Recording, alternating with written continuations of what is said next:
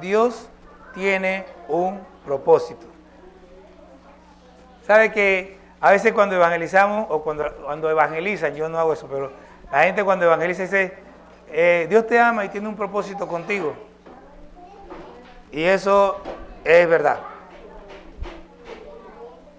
Voy a pedir a los niños que presten atención. Sé que les va a costar mucho, pero traten los padres de que los niños estén quietos para que no distraigan a los adultos que están cerca. De manera que todos podamos disfrutar de la palabra.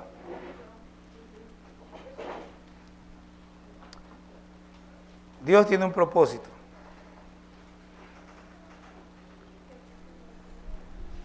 Uno de los grandes problemas que yo veo en la sociedad actual es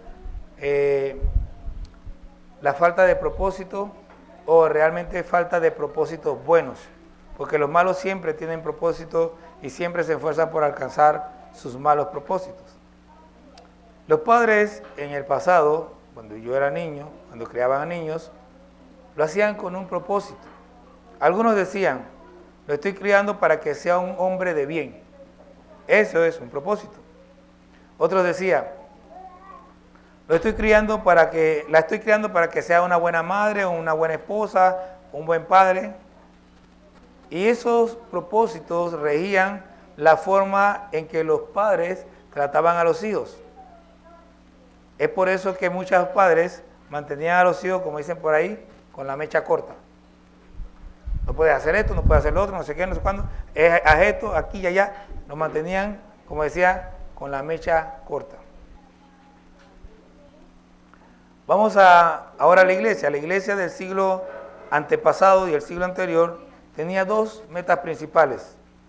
La primera meta principal, que yo pienso que es la que ha sido como abolida totalmente, es la de vivir en santidad. En el siglo XVIII, siglo XIX, el enfoque de la iglesia, al principio del siglo XX, era la santidad. Hoy vemos muy pocas iglesias que hacen el énfasis en la santidad, excepto para mencionarlo en un sermón, para agarrar y decir en el sermón, pero el enfoque en la santidad no está en las palabras, sino en las acciones. Por ejemplo, cosas así como muy light. Cuando yo me convertí, si yo llegaba a la iglesia tarde, en ese tiempo se leía un texto como introducción más o menos, que podía tener que ver con el pasaje o no. La persona que estaba dirigiendo las alabanzas generalmente leía un texto. Si yo llegaba a la iglesia y se estaba leyendo ese texto, o si el predicador estaba allá arriba y estaba leyendo el texto, la persona se paraba afuera hasta que se terminara de leer la Biblia. Hoy en día la gente entra como que... Pero eso es parte de la santidad porque es reverencia a la palabra del Señor. Esas cosas y muchas otras, la forma de vestir. Comentaba hace unos días que cuando yo me convertí, escuché no una, ni dos, ni tres, muchísimas veces. Es más, yo vi, puedo mencionar por lo menos dos personas, Gloria Morales y Débora Dotting. Yo las vi llegar a la iglesia. Se vestían súper escotadas, súper sexys. Era algo, pero también las vi cambiar.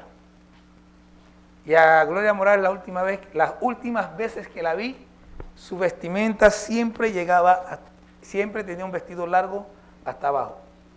Débora Dotting dejó los aretes, los anillos y siempre estaba así, eso sí, bien vestida, una negrita que le gustaba vestirse bien, pero ya dejó el exceso de maquillaje, el exceso de prenda, dejó todo ese poco de cosas. Y cuando ustedes preguntaban a cualquiera de esas mujeres qué pasó, decían, el Espíritu Santo me redarguyó y yo cambié.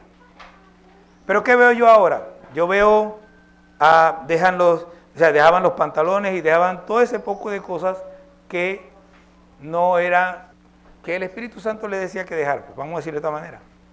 Pero ¿qué yo veo ahora? Yo veo a muchachas que crecieron en el Evangelio, que sus padres son inclusive pastores, que cuando estaban niñas solo utilizaban falda porque sus padres les decían que eso era lo que había que vestir. Pero cuando ya llegaron a cierta edad, cambiaron las faldas por los pantalones ajustados. Y entonces, dicen ellas que tienen al Espíritu Santo morando en ellas. Pero hay un problema, porque si aquellas otras decían que el Espíritu Santo las hizo cambiar el pantalón, los vestidos ajustados y todo lo demás por los trajes más holgados y todo lo demás, y estas otras dicen que tienen el mismo Espíritu Santo, alguno de los dos no es el Espíritu Santo. Porque el Espíritu Santo no le va a decir una cosa a aquellas y otra cosa distinta a estas otras. Entonces, el enfoque era la santidad y se trabajaba en ese propósito, que la gente viviera en santidad. Y eso es parte de lo que yo quiero para ustedes. Y cuando se trabaja en la santidad, uno no puede descuidar un texto de la Biblia que está así como metido en un libro que nadie quiere leer porque no lo entienden, pero este texto dice: cazadme las zorras, las pequeñas, las que dañan la viña. Y cuando yo escucho a gente hablando de las zorras pequeñas, siempre hablan de zorras medianas, no hablan de zorras pequeñas. ¿Cuáles son las zorras pequeñas? Las que casi no se ven. ¿Por qué hay que cazarlas? Porque no se ven, tienes que meterte a buscarlas. Las zorras pequeñas son aquellas que todo el mundo ve como, bueno, es normal. Todo el mundo lo hace. Eso es una zorra pequeña. Está en la forma en que yo hablo, está en la forma en que yo visto, está en la forma que me conduzco, está prácticamente en todo y tiene un nombre, bueno, una de las formas en las que se le puede llamar, o por lo menos una de esas zorras que tiene muchas ramificaciones, se llama moda. Moda del mundo, moda cristiana, como ustedes quieran. Ustedes saben que la Biblia dice, la pereza te hará vestir ropas rasgadas. ¿Saben eso? La pereza te hará vestir ropas rasgadas. Ustedes saben, cuando uno viste ropa rasgada, está vistiéndose de miseria. Uno usa ropa rasgada cuando después de mucho tiempo de usarla, no tiene dinero y la ropa se me rompió y no puedo hacer más nada. Es ropa de miseria. Y el mundo se viste de miseria y la iglesia se viste igual que el mundo. Le compramos a nuestros hijos pantalones de no sé cuántos dólares, gastamos plata en ropa de miseria, porque no tenemos entendimiento.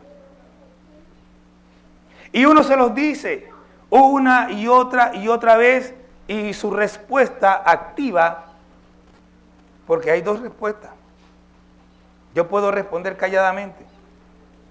Yo puedo responder con mi boca, eso es una respuesta pasiva, aunque yo lo esté hablando es pasiva. Mi respuesta activa es cuando yo hago lo que se me dice que no haga.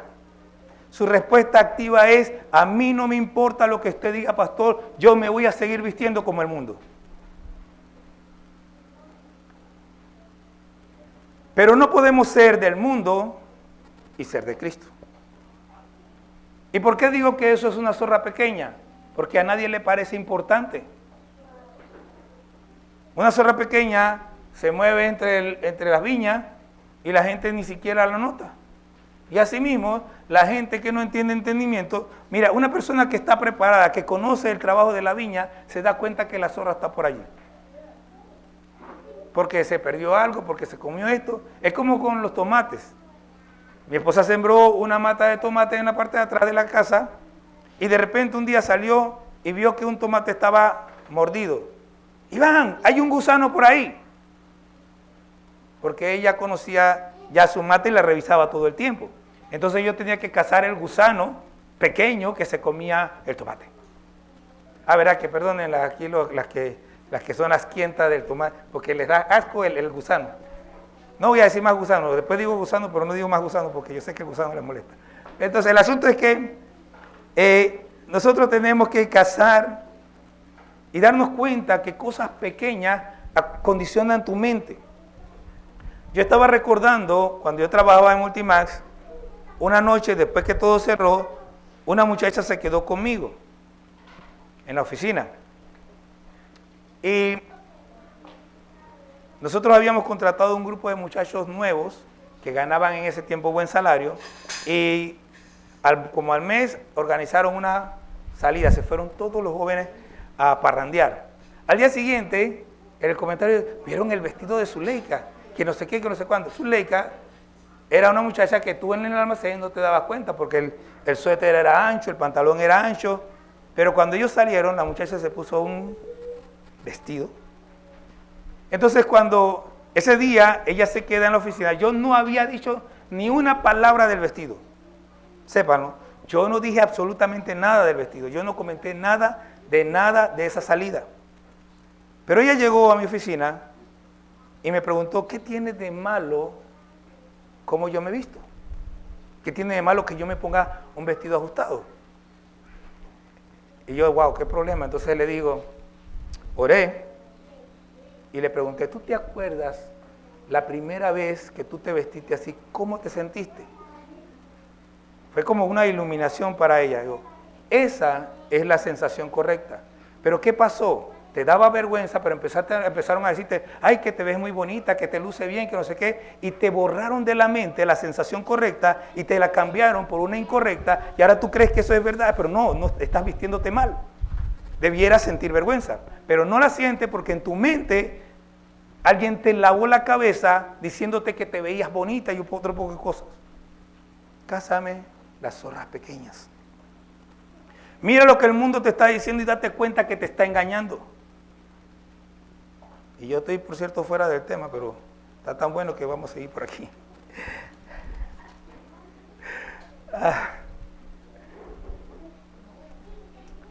La iglesia promovía la reverencia a la palabra. La Santa Cena era una ocasión solemne, muy importante. La segunda meta de la iglesia era llevar el evangelio a todo el mundo. Es por eso que, sobre todo en los siglos XVIII y XIX, se levantaron grandes movimientos misioneros por todo el mundo, que llegaron el evangelio a India, llevaron el evangelio a China, porque ellos estaban claritos en la meta, en lo que había que hacer. Pero cuando uno no tiene una meta, no tiene un propósito, está perdido, está extraviado. Y la mayoría de la gente anda por el mundo perdida porque no tiene una meta. No sabe para dónde va, no sabe lo que quiere. Pregúntele a los jóvenes, ¿qué quiere ser? No sé. Yo le preguntaba a varios, ¿qué quieres estudiar? No sé. Algunos dicen, yo quiero estudiar esto, ¿y qué estás haciendo para alcanzarlo? A uno le preguntamos en estudiar, ¿qué tú quieres ser? Yo quiero ser jugador profesional de fútbol. ¿Y qué estás haciendo para alcanzarlo? La cerveza no te va a ayudar. Y se la pasa tomando cerveza. Pero dice que quiere ser jugador profesional de fútbol. ¿Cómo tú dices que quieres ser jugador profesional de fútbol y estás haciendo todo lo contrario para alcanzar eso? No tiene una meta clara, no está apuntando al blanco. Pero Dios tiene un propósito con tu vida, Dios tiene un propósito con mi vida. Y créanme, Dios sí está apuntando al blanco. Él está apuntando hacia donde tiene que ser. Y yo me pregunto, ¿cuál es el propósito por el cual vive la iglesia actual?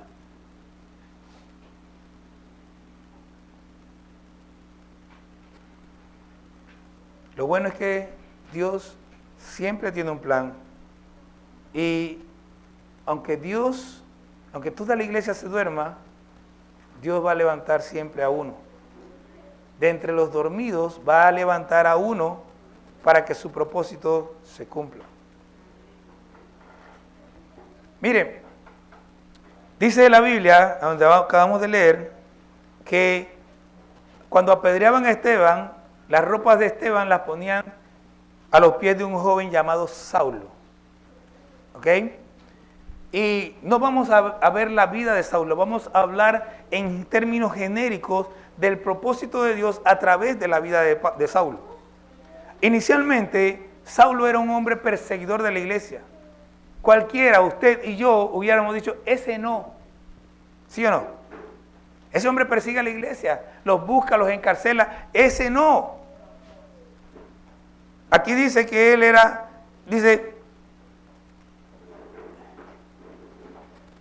y echándole fuera de la ciudad, le apedrearon y los testigos pusieron su ropa a los pies de un joven que se llamaba Saulo.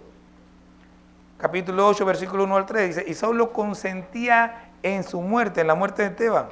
En aquel día hubo gran persecución contra la iglesia que estaba en Jerusalén, y todos fueron esparcidos por las tierras de Judea y de Samaria, salvo los apóstoles. Y hombres piadosos llevaron a enterrar a Esteban e hicieron gran llanto sobre él. Y Saulo asolaba la iglesia y entrando en casa por casa arrastraba a hombres y a mujeres y los entregaba en cárceles. O sea, ese no. ¿Cómo tú me vas a decir a mí que ese hombre se va a convertir en un evangélico, en un cristiano, cuando él los persigue, los saca de su casa, los lleva arrastrados y los mete presos? Por ahí dicen, por ejemplo, que Saulo era asesino. Y es como cuando dicen que María Magdalena era prostituta. Y yo le pregunto, ¿dónde lo leen? Porque mi Biblia no lo dice. Mi Biblia no dice que Saulo mató a nadie. Él consentía en la muerte de Esteban. Pero cuando usted lo ve, en la Biblia lo ve encarcelando, no matando gente, encarcelando gente. Él aquí no aparece en ningún, y tenemos que leer con cuidado. Hay muchas cosas que se dicen que no son bíblicas. El Señor fue a preparar moradas. No. La Biblia dice, en la casa de mi Padre muchas moradas hay, ya están. Voy a preparar lugar, no moradas. No dice en ninguna parte que Saulo era asesino, no él personalmente. Él no mató a nadie de la iglesia. Él mismo dice, yo la perseguí. Y si puede decir que es asesino es porque consentía en la muerte, pero no porque él mataba. Pero bueno, igual, el hombre tenía un odio indio contra la iglesia. Capítulo 9, versículo 1 y 2. Dice, Saulo respirando aún amenazas. Mire, eso es como respirando aún amenazas contra los discípulos del Señor, vino al sumo sacerdote y le pidió cartas para la sinagoga de Damasco, a fin de que si hallase algunos hombres o mujeres de este camino, los trajese presos a Jerusalén. ¿Los trajese qué? ¿Muertos? No, presos. Este hombre era malo, ¿sí o no? ¿Alguien piensa que Saulo era bueno? Era malo. A veces nosotros decimos, este no tiene perdón de Dios. ¿Y quién eres tú? Tú eres el consejero principal de Dios. Tú eres el que decide quién Dios perdona y quién no. Dios tiene un propósito con el más vil, con el más malo, con el más terrible. Y a veces Dios busca al más terrible porque los menos terribles no están dispuestos. No están preparados. No tienen el carácter, no tienen la fuerza. Se creen muy lindos, muy santos, pero cuando se les exige, simplemente no dan la talla. Entonces Dios tiene que buscar al peor, porque ese sí está listo. Es como Jefté. Jefté era un ladrón, un saltador, era un bandido. Pero ese fue el que Dios escogió para liberar a Israel, porque los buenos no se atrevían.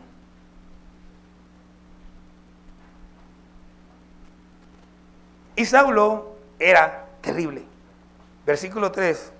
Mas yendo por el camino, aconteció que al llegar cerca de Damasco, repentinamente le rodeó un resplandor de luz del cielo, y cayendo en tierra, oyó una voz que le decía, Saulo, Saulo, ¿por qué me persigues? Él dijo, ¿quién eres, Señor? Y le dijo, yo soy Jesús, a quien tú persigues. Dura cosa te dar patadas contra el aguijón, contra el chuzo. Él, temblando y temeroso, dijo, Señor, ¿qué quieres que yo haga?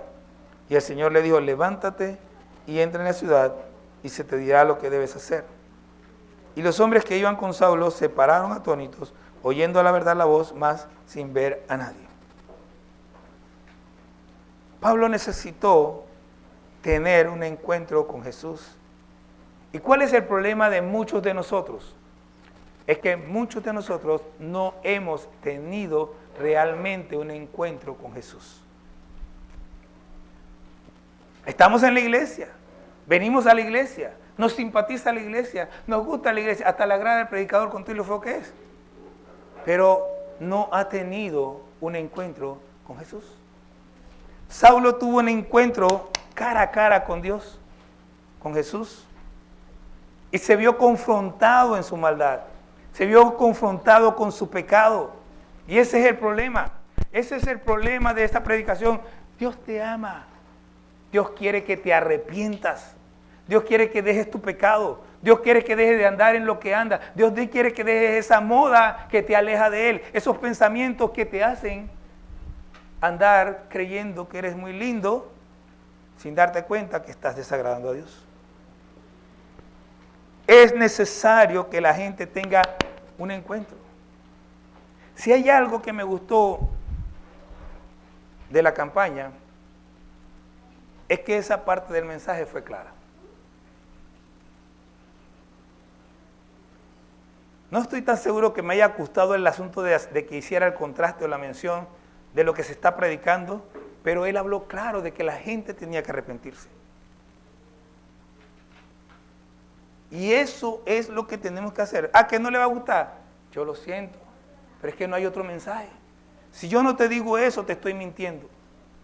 Si yo no te digo eso, te estoy haciendo venir a la iglesia y perder tu tiempo, porque yo te aseguro algo, tú vienes a la iglesia y no has tenido un encuentro con Jesús, tú vienes a la iglesia y no has entendido el mensaje realmente del Evangelio, vas a venir a la iglesia, va a ser una tortura estar en la iglesia. Vas a venir aquí porque no sabes a dónde más ir, pero todavía no vas a disfrutar de lo mejor que hay en el mundo, que es la vida cristiana.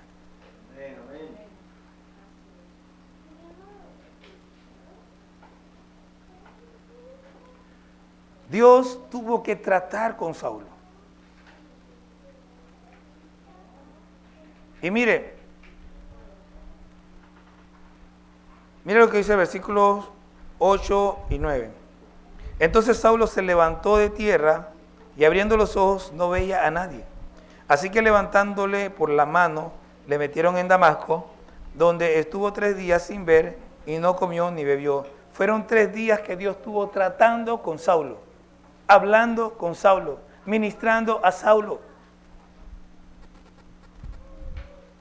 Nosotros necesitamos tener tiempo con Dios, dejar que Dios nos hable, dejar que Dios nos ministre, dejar que Dios trate con nosotros, que Dios nos quite toda la basura que tenemos en la cabeza, que no le agrada a Él, que hemos escogido por allá, que hemos oído por allá y que no tiene nada que ver con Dios.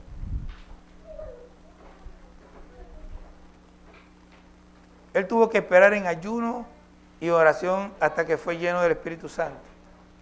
Mire,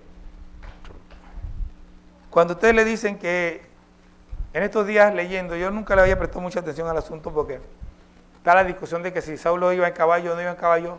Yo le voy a probar ahora mismo que Saulo no iba en ningún caballo, para que usted ya esté clarito de ese asunto. Mire lo que dice el versículo 9, perdón, versículo 8. Entonces Saulo se levantó de tierra, estaba en el suelo, ¿no? Ok, y abriendo los ojos no veía a nadie, así que levantándole por la mano, le subieron en un caballo. Si hubiera tenido un caballo, aquí diría, le subieron en su caballo y lo metieron en Damasco. Pero no lo dice. ¿Por qué? Porque no había un caballo. Lo llevaron de la mano hasta Damasco. Tomándolo de la mano, caminaron con él hasta Damasco. No había caballo. Pero bueno, olvidémonos de eso, nada más quería mencionarlo, pero 17 al 19 dice, fue entonces Ananías y entró en la casa y poniendo sobre él las manos, dijo, hermano Saulo, el Señor Jesús, que se te apareció en el camino por donde venías, me ha enviado para que recibas la vista y seas lleno del Espíritu Santo. Y al momento le cayeron de los ojos como escamas y recibió al instante la vista y levantándose fue bautizado.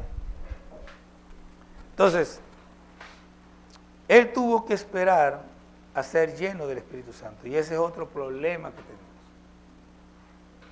Que queremos ganar al mundo, pero hacerlo nosotros a nuestra manera. Y como esto es urgente, porque nosotros estamos más apurados que Dios, no podemos esperar a que el Espíritu Santo venga y haga lo que tiene que hacer en nosotros. Y ya sé, yo no voy a discutir esto con nadie, pero me van a salir un poco de gente. No, pero es que los discípulos, ¿qué se les dijo al Señor? Esperen hasta que sean llenos del Espíritu Santo. ¿Saben lo que tuvo que hacer? Esperar hasta que Ananías viniera y orara por él y fuera lleno del Espíritu Santo.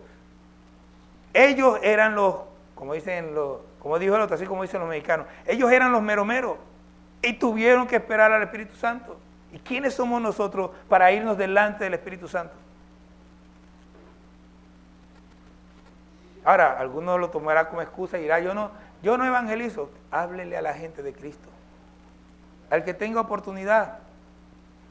Pero sepa algo, usted tiene una necesidad grande. Usted necesita ser lleno del Espíritu Santo. Y esto no es mágico, porque esa es otra cosa que no nos lo dicen con palabras, pero que pareciera que es una enseñanza de la iglesia. No, ponte de rodillas y ora. No, es que el Espíritu Santo no viene como por arte de magia. No es porque tú ores 10,000 horas, hagas 10,000 ayunos, vengas a 10,000 vigilias. El Espíritu Santo viene en personas que realmente están llenas de Dios. Y usted no se llena de Dios si no estudia la palabra, si no lee la Biblia. Si usted no ama la palabra de Dios, el Espíritu Santo no lo va a llenar. ¿Porque qué? ¿Qué hace el Espíritu Santo? ¿Qué dijo Jesús? Bueno, si usted le pregunta a cualquiera qué hace el Espíritu Santo, inmediatamente Él es mi consolador, Él es mi abogado, Él es mi paracleto. Jesús dijo, Él te recordará todo lo que yo he dicho. Y te hará saber las cosas, te hará conocer la verdad. ¿Para qué? Para que me la guarde, para que yo sea muy inteligente. No, para que yo pueda testificar de Cristo conociendo la verdad. Sí, lo otro es importante. Pero ¿qué dijo Jesús?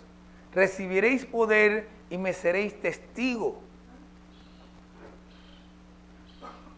Recibiréis poder y me seréis testigo. El Espíritu Santo viene para darnos la capacidad, el poder para testificar. Las señales y los prodigios son parte del asunto, pero la palabra es la que convierte. No las señales, no las sanidades, no los milagros. Lo que convierte el alma es la palabra de Dios, revelada por medio del Espíritu Santo. Por eso es importante que nosotros nos llenemos de la palabra, busquemos el rostro del Señor, le pidamos esa llenura del Espíritu Santo y nos dejemos guiar por el Espíritu Santo. Dios tiene un propósito. Ahora, mire, a veces nosotros no nos damos cuenta, pero Dios usa aún al más insignificante para hacer cosas muy grandes. Mire este hombre que estamos viendo aquí. Dice, fue entonces Ananías y entró en la casa de Saulo, la casa donde estaba Saulo. Mire, Ananías solamente aparece en este pasaje. No aparece más en la Biblia. Antes no existía y después de eso nunca más supimos de él. Pero en el versículo 10 Dios lo llama. Había entonces en Damasco un discípulo llamado Ananías, a quien el Señor dijo en visión, Ananías. Y él respondió, heme aquí, Señor. Dios lo llama. ¿Y qué podemos ver en Ananías? Era un hombre dispuesto. Él estaba preparado para cuando Dios lo llamara a hacer lo que Dios le pidiera. Y usted y yo tenemos que estar dispuestos, preparados para que cuando Dios nos llame a hacer lo que Dios nos pida hacer.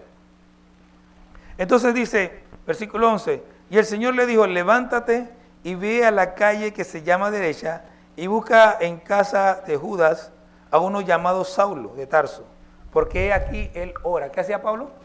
Saulo estaba orando. Y ha visto en visión a un varón llamado Ananías. Mire, Dios estaba tratando con Saulo. Mientras él oraba, Dios le mostró a Ananías que entra y le pone las manos encima para que recobre la vista. Ahora, la reacción de Ananías es lo normal. Entonces Ananías respondió, Señor, he oído de muchos acerca de este hombre, cuántos males ha hecho a tus santos en Jerusalén.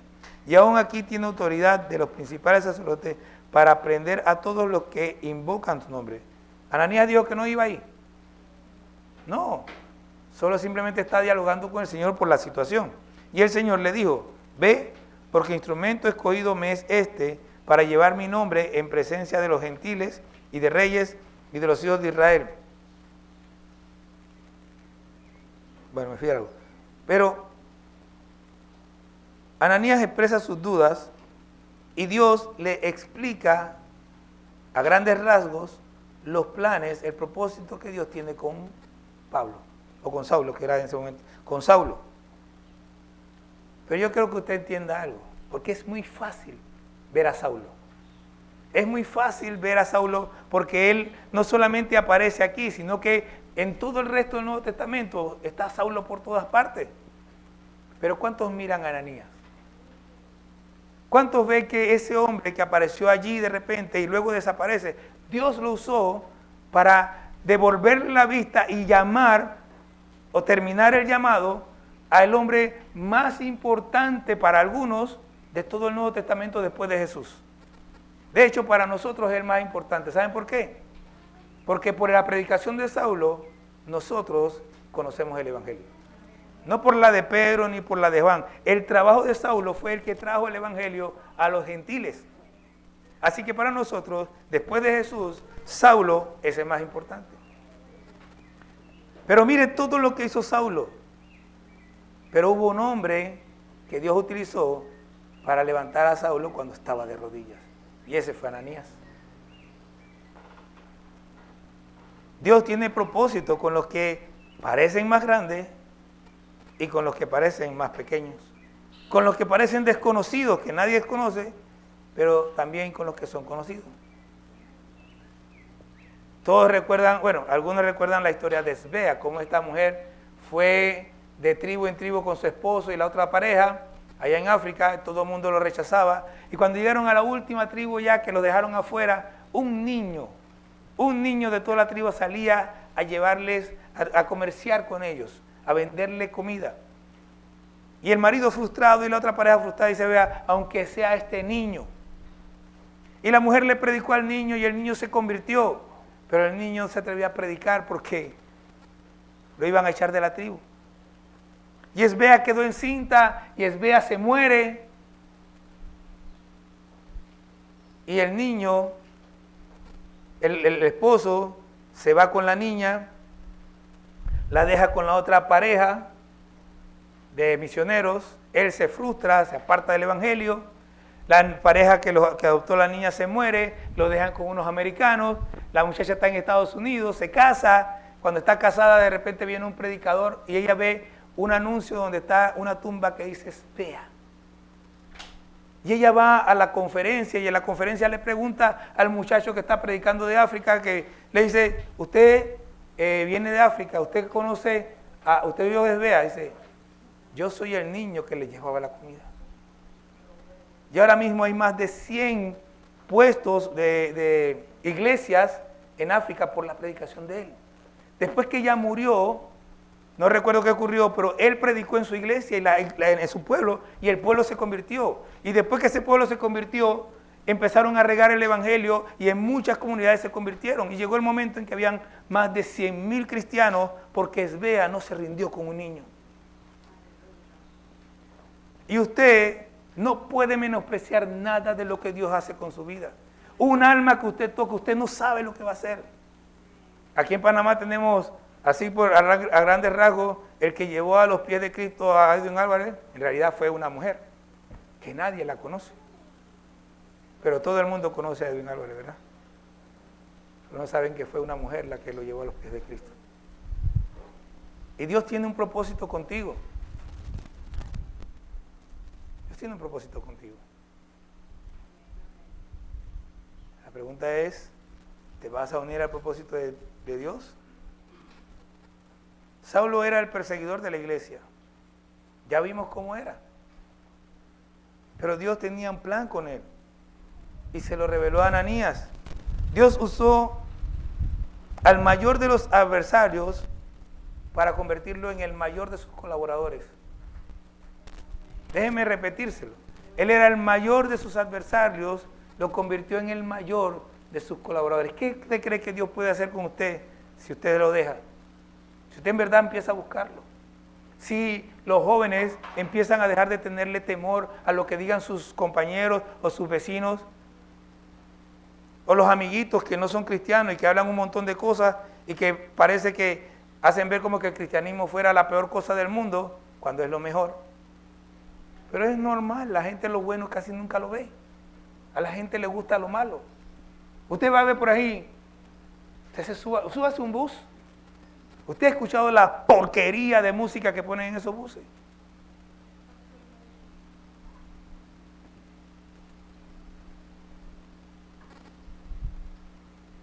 Porque a la gente le gusta la basura.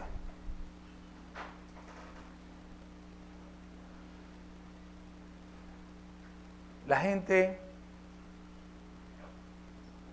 rica, por ejemplo. Una vez fui a la casa de una pareja, fui a hacer un trabajo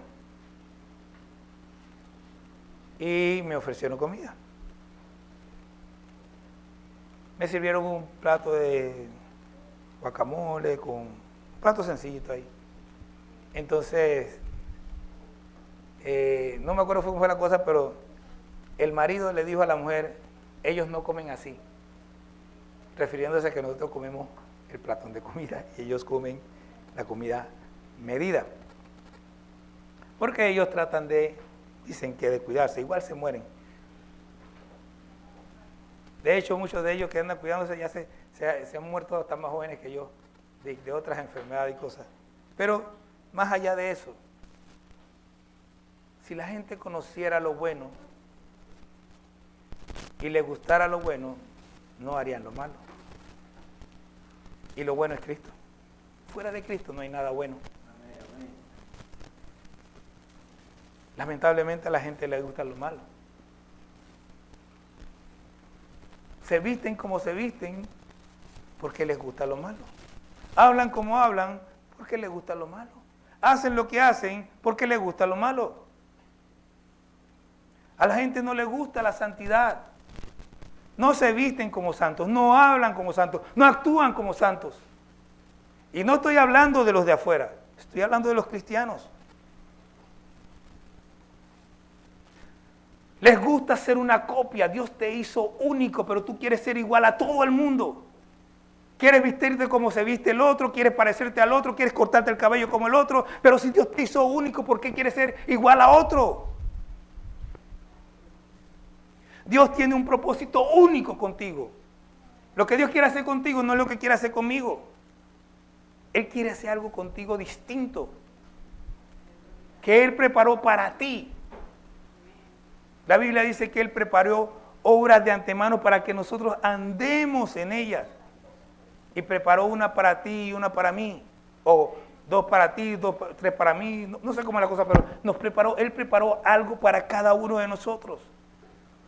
Y nosotros tenemos que querer andar en lo que Dios ha preparado para nosotros. Dios puede hacer de ti o un Ananías o un Saulo. O puede hacer un Pedro. Pero no el Pedro de la Biblia. Tú eres otro Pedro. O eres otro Saulo, otro Pablo.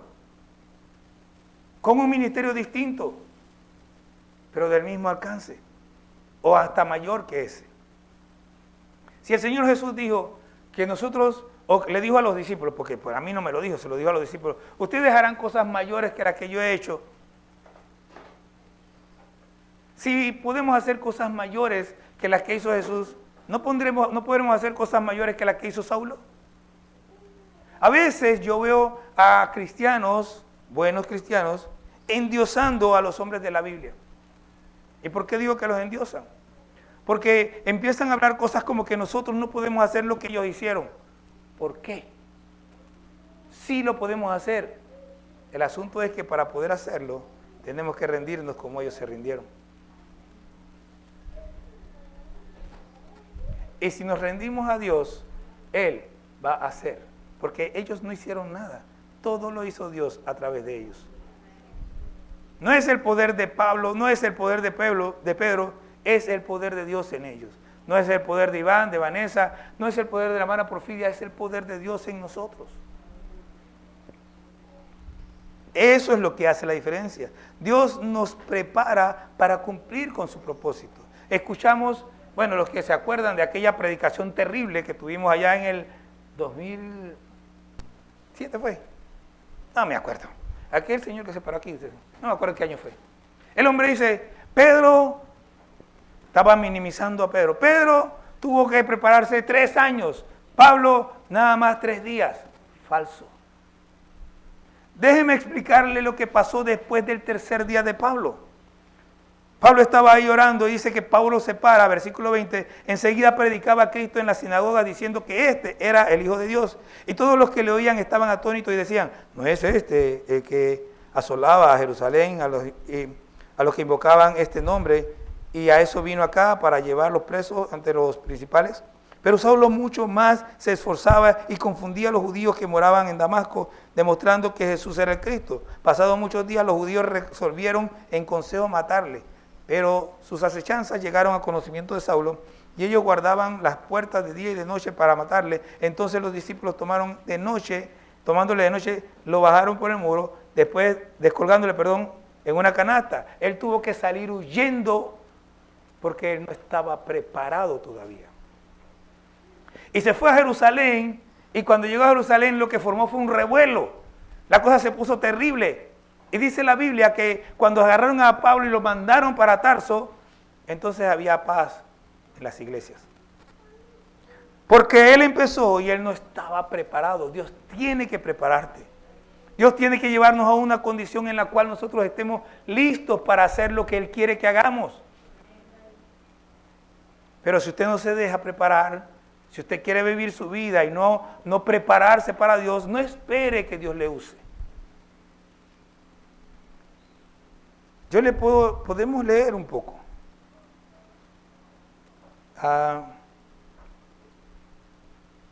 En Hechos 9:31, cuando supieron esto los hermanos le llevaron hasta Cesarea y le enviaron a Tarso, ese es Pablo. Entonces la iglesia tenía paz por toda Judea, Galilea y Samaria, y eran edificadas andando en el temor del Señor y se acrecentaban fortalecidas por el Espíritu Santo. ¿Ven? Entonces, cuando bajamos a Gálatas, capítulo 1, versículo 17, Pablo está explicando su proceso.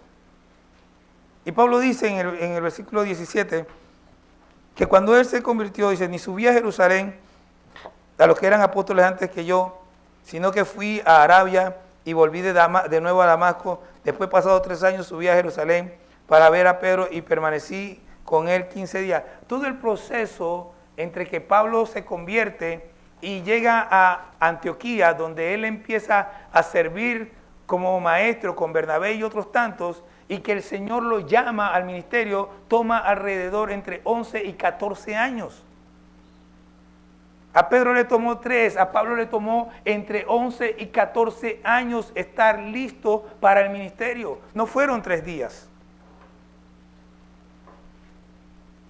Hay un proceso de preparación. Dios tiene un propósito, pero no te puedes saltar la preparación de Dios. No va a funcionar.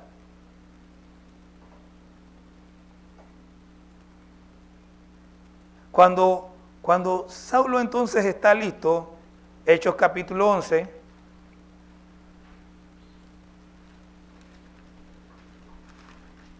versículo 25, dice, cuando ya él está listo, hay un hombre, hay otro hombre, ¿se acuerdan de Ananías, verdad?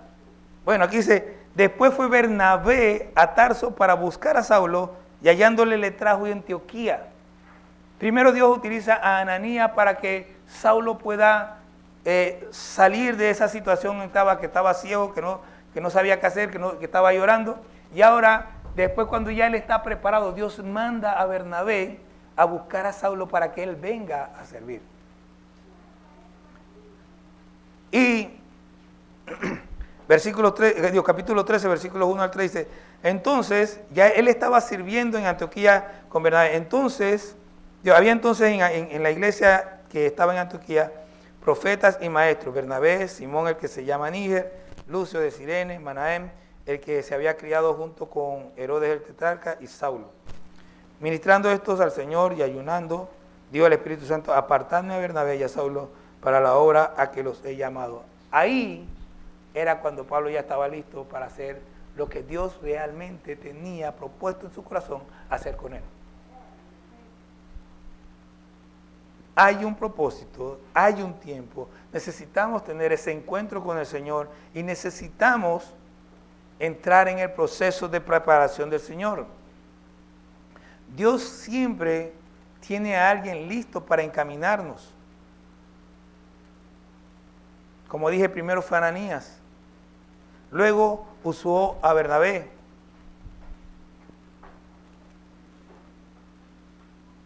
Porque me saltó una parte, por cierto, porque cuando Pablo va a Jerusalén, los discípulos le huían, y fue Bernabé el que lo agarró y lo llevó a los discípulos y le contó y lo introdujo con los discípulos.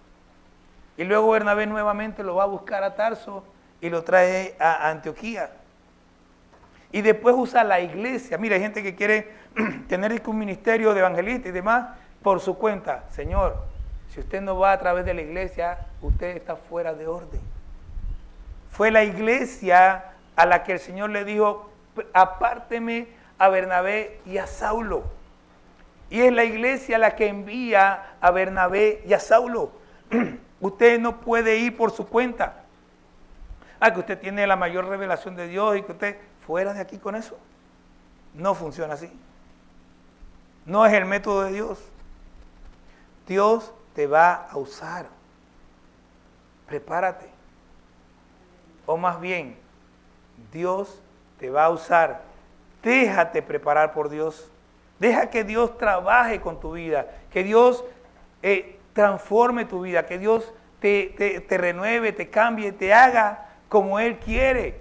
Deja que Dios te catapulte, renueve tu mente, transforme tu manera de pensar, te lleve a la santidad, te lleve a su propósito. Deja que Dios trabaje contigo. Todos tenemos un pasado. No hay ningún pasado que nos impida cumplir con el propósito de Dios. De las personas más improbables para convertirse al Evangelio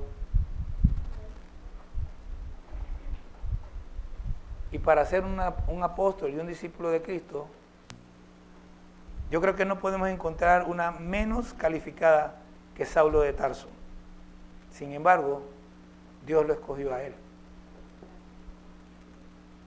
Debemos comprender que lo más importante es vivir una vida agradable a Dios y hacer lo que nos venga a la mano para agradar a Dios.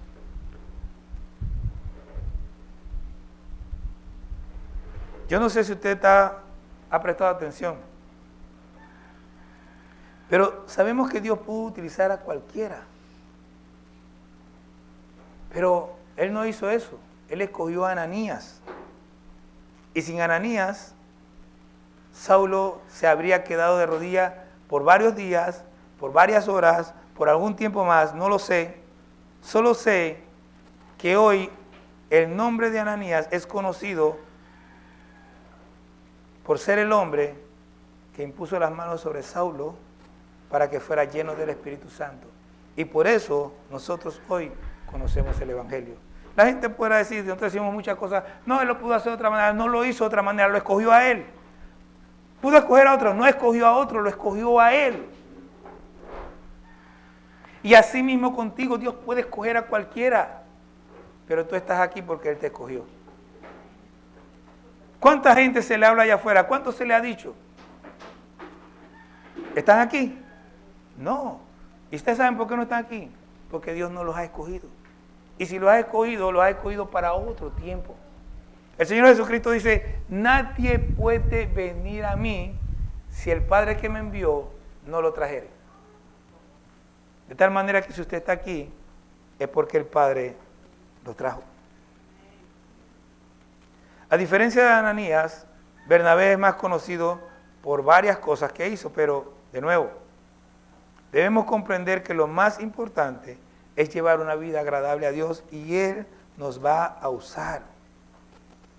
Y yo pregunto, ¿Cuántos aquí desean ser usados por Dios? No lo veo muy entusiasmado, pero bueno, los dejo en manos del Señor. Viva una vida agradable a Él. Haga lo que sabe que a Dios le agrada y prepárese. Dios le va a sorprender. Bernabé fue muy usado por Dios. Introdujo a Saulo con los demás discípulos, buscó a Saulo para que trabajara con él en Antioquía, y luego fue quien restauró a Marcos cuando Saulo, el que había sido beneficiado por el ministerio de Bernabé, despreció al sobrino de Bernabé. Bernabé tomó a Marcos, lo ministró, lo preparó, y por eso tenemos el Evangelio de Marcos. Y el mismo Pablo dice más adelante, mándeme a Marcos, que me es útil. Porque Bernabé no desechó a Marcos.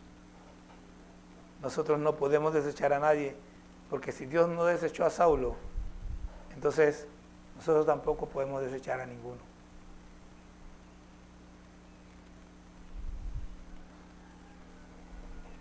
La mayoría de nosotros, la gran mayoría de nosotros, no vamos a ser como el apóstol Pablo, pero usted no sabe.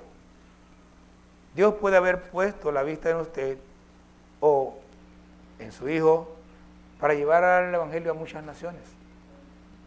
O puede haber puesto la mirada en usted para que usted gane a una persona que va a ir a las naciones.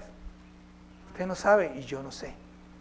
Pero tenemos que estar dispuestos, tenemos que estar disponibles para que el Señor haga lo que quiera hacer. Ahora, la buena noticia es que a veces a Dios no le importa si usted está disponible. Cuando Dios dice usted, es usted. Y se lo puedo probar bastante fácil. Si usted se va a Éxodo, usted se encuentra a Moisés arreando sus ovejas, tranquilo, un poco frustrado porque él pensaba que iba a ser alguien más grande, pero ya habían pasado 40 años eso y ya casi lo había olvidado. Y Dios le dice, ven acá, yo quiero que tú vayas a Israel, a Egipto, y me saques a Israel. No, yo no, tú eres.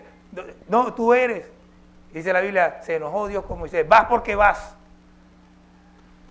O le pudo decir Jonás, vete para Nínive. No, yo me voy para Tarsis. ¿Que vas para dónde? Sácate, agarró el pez, vas para Nínive. Si Dios dice que eres tú, eres tú. Y punto.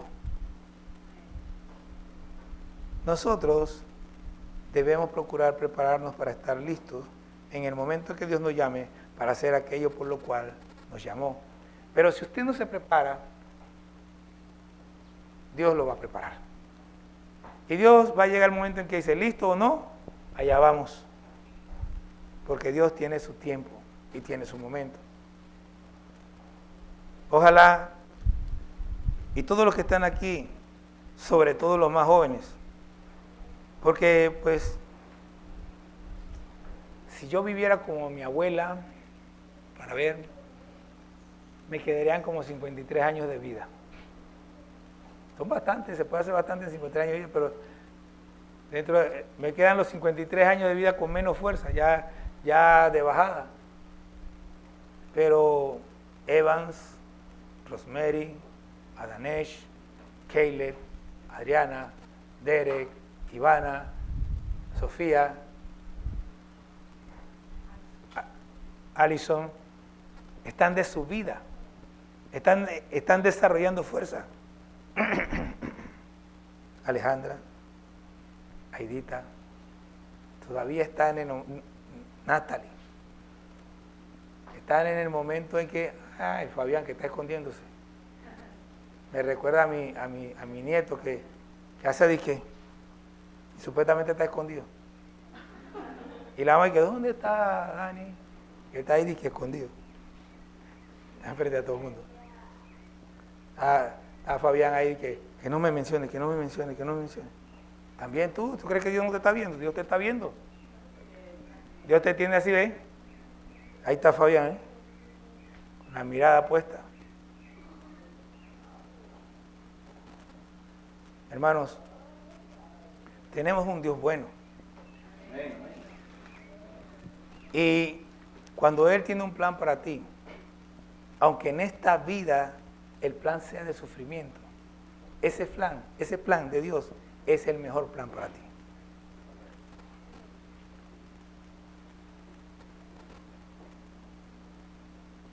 Cuando la Biblia dice, si pues habéis resucitado con Cristo, buscad la cosa de arriba donde está Cristo sentado a la diestra del Padre, no está diciendo que nos las pasemos mirando a ver cuándo Cristo viene. Lo que está diciendo es que vivamos haciendo las cosas que agradan a Dios. Que no pongamos la mirada en las cosas del mundo, que no estemos viviendo de acuerdo a las cosas del mundo, que vivamos de acuerdo a las cosas de Dios. Hermano, usted tiene un llamado, el Señor tiene un propósito, Él lo va a cumplir con usted o a pesar de usted. Y yo le recomiendo que se ponga en manos del Señor y que deje que el plan se cumpla con usted, porque si no, Dios de todas maneras lo va a cumplir, pero a usted no le va a gustar. Pero usted no lo va a disfrutar. Pero usted no lo va a saborear, pero usted no va a poder comprender y entender. Es como si le regalan un dulce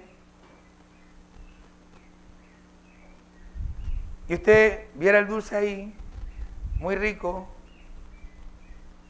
pero solo contempla cuando otro se lo come. Usted nada más lo ve y lo disfruta con los ojos. Eso es triste.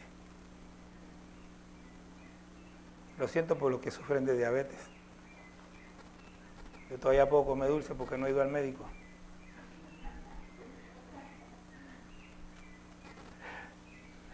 Pero esa enfermedad es terrible. Hermanos, yo doy gracias a Dios porque yo nunca seré como Saulo. No tengo su carácter, su conocimiento y otro montón de cosas que él tenía que yo no tengo. Pero ¿saben qué? Dios me escogió. Y todavía me está preparando. Pero Dios me escogió. Y cada día entiendo más y estoy más dispuesto para lo que Dios quiera. Disponga su vida, disponga su tiempo. Deje de estar diciendo, no tengo tiempo para Dios. Quiero que sepa que es una expresión muy peligrosa, porque el tiempo le pertenece a Dios y cuando quiere se lo quita. Amén. Deje de estar diciendo, yo no tengo tiempo para las cosas de Dios. No tenga tiempo para lo que sea, pero el tiempo le pertenece a Dios. Saque tiempo para todo lo demás, pero el principal tiempo tiene que ser para Dios.